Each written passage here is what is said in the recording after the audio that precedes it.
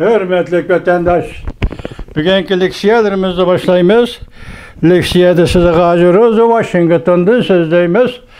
Bugünkü islağı 2021 yıl 7. ayının 5. günü. Vaziyet neme? Bugünkü vaziyet hatırlaş.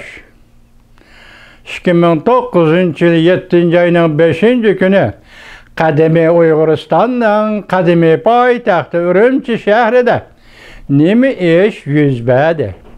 Şu günü hatırlaş.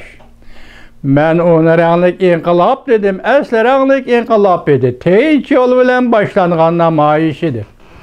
Xitay müstabitleri, müstemlikçileri kat kol saldı. Kırgın kıldı. Kolu değişti yok. Fakat şart olavatkan özün Şavgay şehirde öldürülgen kırındaşlar üçün kanunluk tertip, kanunluk hüküm ve kanunluk ceza berişine. Yani katıllağa, şu Uygurlarını öldürgen katıllağa ceza berişin talep kılgan teyinç yol bilen elip berilgan namayişçi. Xitay bastırdı. Şu keçisi Ürümçi şehirde 10 mingden artık adam gayip oldu. Ötken yılı yani 2019 yıl 9. ayının 3. günü Xitay Govingo'nun etkinici bolganda şu günü keçisi Ürümçi şehir etrafında 500 nefer Uygur'unu yerge tirek kömdü. Balalarını, analarını, dadalarını yerge tirek kömdü. Şu gün 7. ayının 5. günü. 2009 yıl 7. ayının 5. günüydü. Yer şehrini zilzilge saldı. Mubalığı kılıvatkanım yok. Şehir keberat almış komünizm devleti de bir müstemlikisi de şundak götürülüşten boluşu oğayğı toxtamaydı. Komünist hükmürallığı müstemlike de şundak götürülüş, şundak namayiş kılış oğayğı toxtamaydı. Namayiş kılış hukuku var, kötürülüş hukuku var, gep kılış hukuku var. Ellegi seliş tutsan ola aceplenirdik emez. Ola adetki namayiş buludu. Lekin seliş turganda Xitay komünistleri yani müstemlik hakimiyet hükmürallık kılıvatkan Uyguristan'da kötürülüş onda adli bulmaydı. Şunu dedim yer şehrini zilzilgi saldı.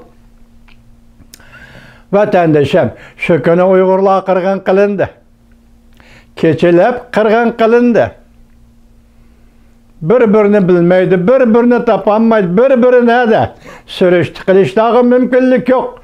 Birbirine tilpin birişki mümkünlük yok. Tilpin bergüçülemi toxtavsız kayni kol elinde. Rahmetsizlik bilen kırgın kılındı, hürmetlik vatandaş. Bu tarih şundak gitti değil, endi bunun sebebini sürüştü kılmaz işkincilik siyade. Sebebi nime de oturup koyumuz. Bir yerde sebep nime deseniz, fakatla Uygurlardaki sad ve temperberlik, Uygurlardaki sad milli hissiyat, Uygurlardaki sad narazılık, Uygurlardaki hissiyat bilen götürülüş, hissiyat bilen vakanı ahırlaştırış, onun akli küçü, akli teriki yaki teşkillik, akli rehberligi yaki bir teşkilinin rehberligi aslında kat'ilik. Bu emez fakat Uygurlarının ruhi haletiga maslaşkanmışındak bir peytte Xitay kandak paydalandı. Uygur'un hissiyatıdan Xitay kandak paydalandı. Uygur'un milletperverliginden Xitay kandak paydalandı. Uygur'un kırındaşlık mihri muhabbetinden birbirine köyünüşünden Xitay kandak paydalandı. Yana başka çet el eksiyetçileri eğer şu katada Xitay bilen birleşken bolsa kandak paydalandı. Bulağa aceplenmeyimiz vatandaşım. Çünkü götürülüş şundak buludu bu tarih. Çünkü bastırış, müstabit devletlerimiz şundak bastırdı, rehim kılmaydı bu tarih. Şuna bunun insaniyet adetlengen iş, şuna aceplenmeyiz. Bugün biz hatırlavatımız, şularını şu kırındaşlarımız da hatırlavatımız, şu günü Uygurlar götürgen renglik inkılapla hatırlavatımız. Vapat boğallanın ata-anasıdan bugünkü hayat uruq tıqqallardan samimi hal surayımız. Bir ruh ne? bayrak kılımız. Bu yol biz dedik o ölüm yolu, türme yolu, hakaret yolu, kemstiş yolu, ziyankeşlik kılış yolu, suikast kılış yolu, yetim kaldırış yolu, çekleş yolu, yaki Xitay özünün siyasi kuşları, casuslardan terbiyelenген siyasi kuşları arkalık milletperverlerini, vatanperverlerini yetim kaldırdıgan. Belki sen ve mendek adamda şunun bardaşlık berdigan bir yoldur. Vatandaşa biz ularni hatırlaymiz. Bu fakat bir qatımlıqı var. Vatandaşım bu 2009-7 ayının 5'ida yüz bergen, 5-ci gün yüz bergen Uyghur var. Uyghur payda qılgan inqilab, birini keyin inqilab. Birli vaqadır vatandaşım. Biz bunu eslayatımız, hatırlayatımız, vaqtida hatırlayatımız. Bizning elimizden chiqib ketgani yo'q. Chunki biz millat, bir millat biz. Bütün siri bir millat biz. Gap qila oladigan, so'z qila oladigan millat biz. Shundaq millat idoq vatandoshim, hozirgi o'rnimiz nima?